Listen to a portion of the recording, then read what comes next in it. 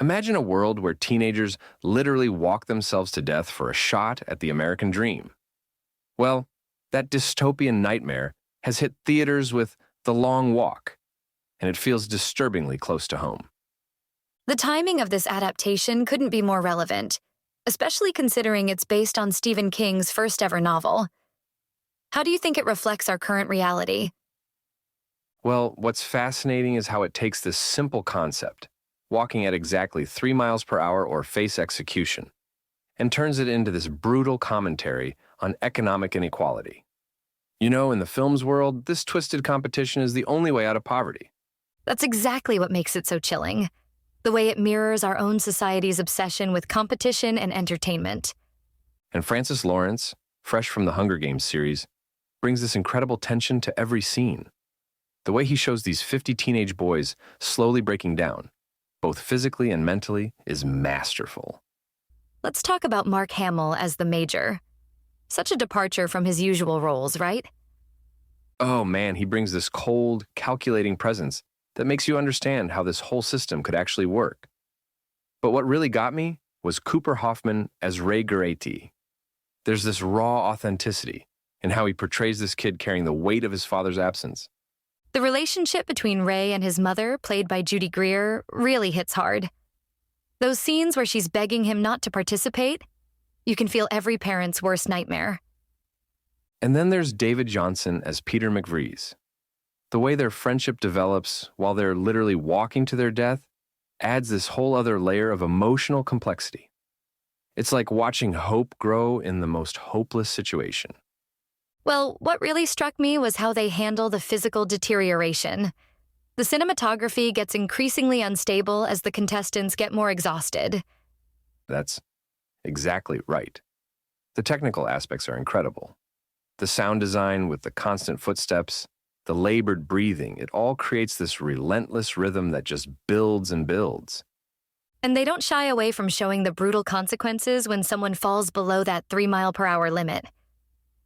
You know what's really interesting? The way they handle the elimination system. 3 warnings, then you're shot. No excuses, no breaks, not even for basic human needs. It strips away every shred of dignity.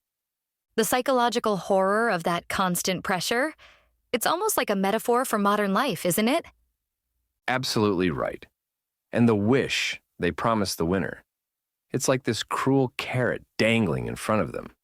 It reminds me of how systems often exploit people's desperation with false promises of mobility.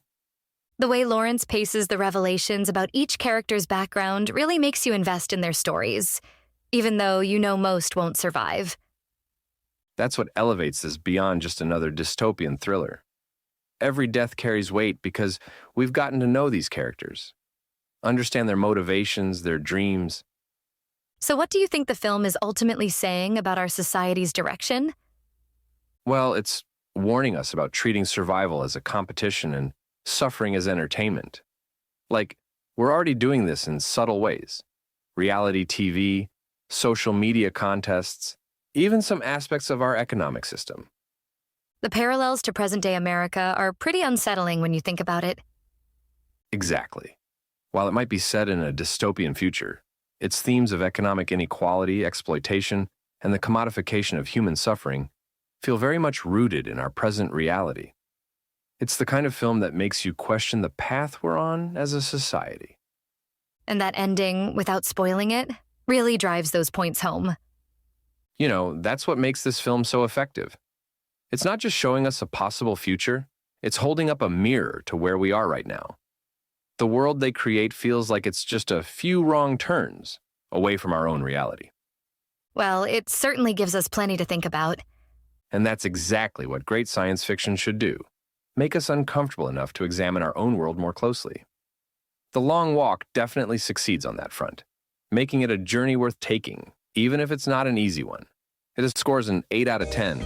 You've been listening to Movies First. Available at Apple Podcasts, Spotify, iHeartRadio, or your favourite podcast player. You can also stream on demand at Bytes.com. This has been another quality podcast production from Bytes.com.